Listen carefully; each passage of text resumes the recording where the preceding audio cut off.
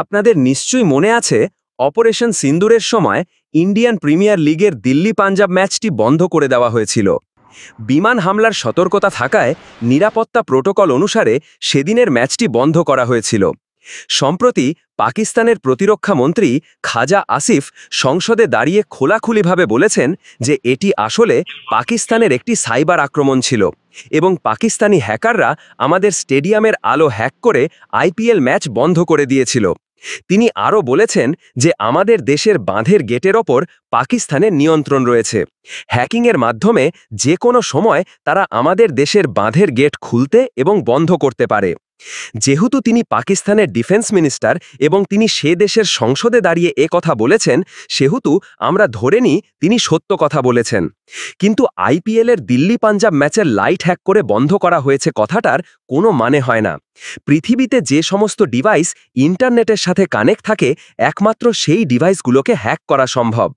বিমান, মিসাইল এবং ড্রোন হামলার সতর্কতা থাকায় নিরাপত্তা প্রোটোকল অনুসারে সেদিন স্টেডিয়ামের আলো বন্ধ করে দিয়েছিল ম্যাচ কর্তৃপক্ষ। প্রশ্ন করতেই পারেন, যদি রাতের অন্ধকারেও ক্ষেপণাস্ত্রগুলি তাদের লক্ষ্যবস্তু শনাক্ত করতে পারে, তাহলে কেন ব্ল্যাকআউট বা আলো নিভিয়ে দেওয়া হয়েছিল? কারণ হল, ব্ল্যাকআউট একটি নিরাপত্তা ব্যবস্থা যা শত্রু দেশ থেকে যুদ্ধবিমান বা ড্রোন আক্রমণের ঝুঁকি থাকলে প্রয়োগ করা হয়। ব্ল্যাকআউটের সময় আলো নিভিয়ে দিলে শত্রুর ভিডিও ক্যামেরা, নজরদারি ডিভাইস এবং ইনফ্রারেড সেন্সরগুলির জন্য লক্ষ্যবস্তু সঠিকভাবে শনাক্ত করা কঠিন হয়ে পড়ে। যদিও জিপিএস সঠিক অবস্থানের তথ্য সরবরাহ করতে পারে, কিন্তু অন্ধকার স্পষ্ট শনাক্তকরণকে সীমাবদ্ধ করে।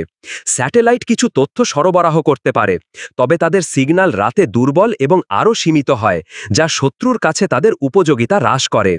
পাকিস্তানের প্রতিরক্ষা মন্ত্রী খাজা আসিফের দ্বিতীয় দাবি ছিল যে পাকিস্তানি হ্যাকাররা ইন্ডিয়ান বাঁধ হ্যাক করে জল ছেড়ে দিয়েছিল। তিনি নিজেই স্বীকার করছেন যে তার দেশ ভারতের ওপর সাইবার আক্রমণ করেছে। প্রথমেই বলে রাখি যে জাতিসংঘের সাইবার নিরাপত্তা ড্রাফটে অনেকবার উল্লেখ করা হয়েছে যে এই ধরনের সাইবার আক্রমণ যা কোনো দেশের জনসাধারণের অবকাঠামোর ক্ষতি করে বা প্রভাবিত করে, তাকে অ্যাক্ট অফ ওয়ার হিসেবে দেখা যেতে পারে। এখানে প্রশ্ন আসে, এটা কি সম্ভব? হ্যাক করে বাঁধের দরজা নিয়ন্ত্রণ করা যেতে পারে? পৃথিবীতে কি এরকম কিছু হওয়ার কোনো উদাহরণ আছে? উত্তর হলো হ্যাঁ। 2015 সালে ইরান মার্কিন যুক্তরাষ্ট্রের নিউ ইয়র্কের বিখ্যাত বোম্যান অ্যাভিনিউ বাঁধ হ্যাক করেছিল। এই বাঁধের কম্পিউটার সিস্টেম ইন্টারনেটের সাথে সংযুক্ত এবং ইরানি হ্যাকাররা হ্যাকিংয়ের মাধ্যমে এই কম্পিউটার সিস্টেমের অ্যাক্সেস পেয়েছিল। আজ ভারতে 5000-এরও বেশি ছোট বড় বাঁধ রয়েছে। এই বাঁধগুলো পরিচালিত হয় কেন্দ্রীয় জল কমিশন বা রাজ্য সেচ বিভাগ বা এনটিপিসি বা এনএইচপিসির মতো আমাদের রাষ্ট্রায়ত্ত সংস্থাগুলি দ্বারা।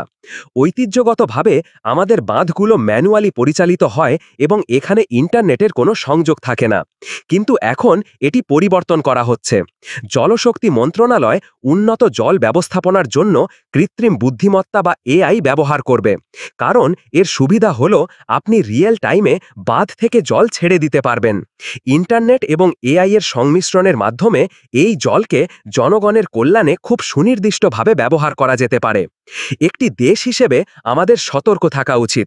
আমাদের নিশ্চিত করতে হবে যে আমাদের বাঁধ সংক্রান্ত নেটওয়ার্ক এবং অবকাঠামোতে একটি সঠিক ফায়ারওয়াল আছে, যেটি যে কোনো শত্রু দেশের হ্যাকারদের প্রতিহত করতে পারবে।